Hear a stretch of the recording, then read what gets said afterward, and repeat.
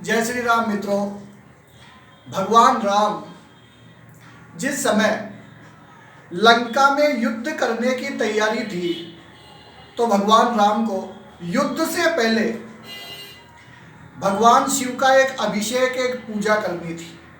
तो उन्होंने जामवंत जी से कहा कि जामवंत जी, मुझे एक ऐसा विद्वान पंडित चाहिए जो भगवान शिव का भक्त हो और वैष्णव भी हो। तो जामवंत जी ने कहा कि ऐसा यहाँ आसपास में तो सिर्फ खुद लंकाधिपति रावण ही है। तो कहते क्या वो मेरी पूजा कराएंगे?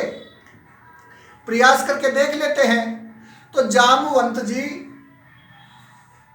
रावण के पास में जाते हैं। जब रावण के पास में वहां पहुंचे तो उनकी आओ भगत हुई, उनको प्रणाम किया गया और रावण ने पूछा कि आपका किस कारण से आगमन हुआ है? तो उन्होंने कहा कि हे लंकाधिपति रावण, मेरे दो यजमान हैं, वो एक अनुष्ठान कर रहे हैं, एक पूजा कर रहे हैं और उसमें एक ऐसे विद्व व्यक्ति की आवश्यकता है जो भगवान शिव का भक्त हो और साथ में वैष्णव भी हो। तो क्या आप मेरे जो यजमान हैं उनकी पूजा कराएंगे?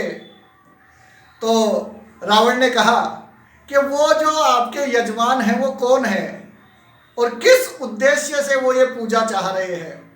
क्योंकि रावण तीनों लोकों में बहुत बुद्धिमान, बहुत शक्तिशाली और लंकाधिपति रावण, और रावण भी कैसा, आप देखिए, जिन्होंने भगवान राम के पूर्वज मानधाता को ललकारा था स्वर्ग में, ऐसा शक्तिशाली, तो कि वो राजा दशरथ के पुत्र श्री राम और लक्ष्मण हैं। और अच्छा, तो बोला किस उद्देश्य से वो ये बोला उनका युद्ध होना है?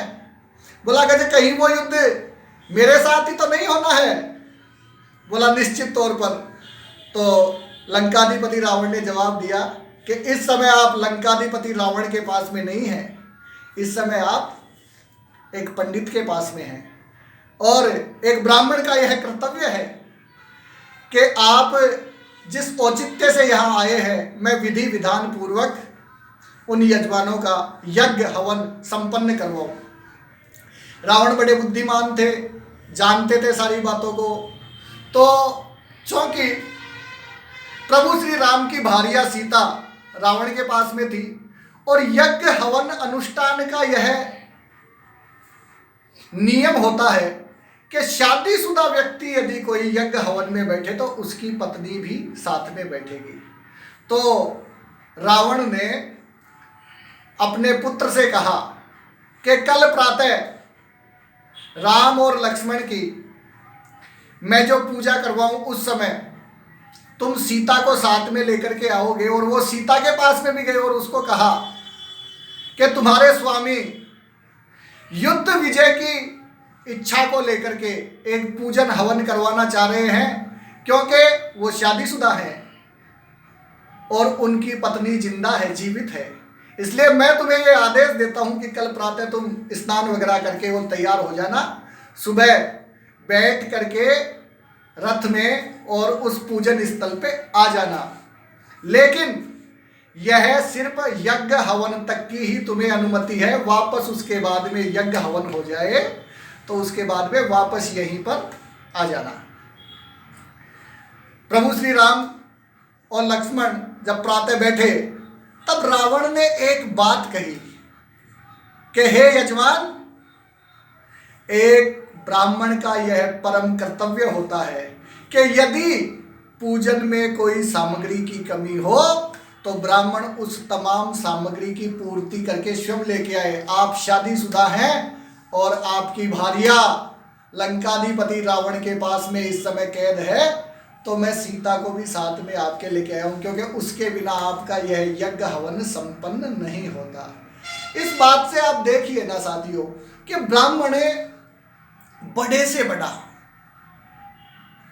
जबकि सामने उन्हें पता है कि इस यज्ञ का जो औचित्य है, इस हवन का जो औचित्य है वह यह है कि भगवान राम और लक्ष्मण लंका विजय करने के लिए इस यज्ञ हवन को करना चाह रहे थे, लंका को जीतने के लिए। उसके बावजूद भी रावण ने पूरे विधि विधान से शास्त्रों के द्वारा वो यज्ञ हवन संपन्न करवाया।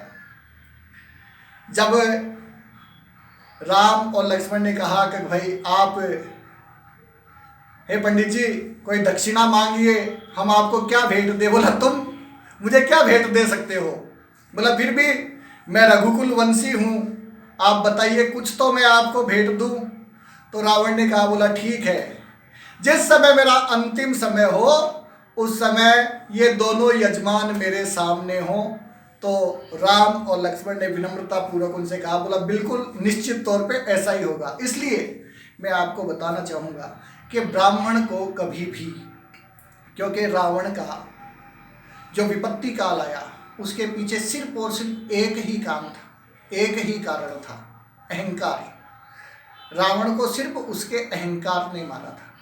इसलिए मैं विप्र बंधुओं आप सभी से आग्रह करूँगा कि आप अपने अहंकार को त्याग करके और इस सृष्टि के, इस देश के कल्याण के लिए कार्य करें, क्योंकि ब्राह्मण युगों युगों से देश और धर्म की रक्षा करता आया है और ब्राह्मण सदैव बुद्धिमान होता है और समस्त चीज़ों को भली भांति समझता है।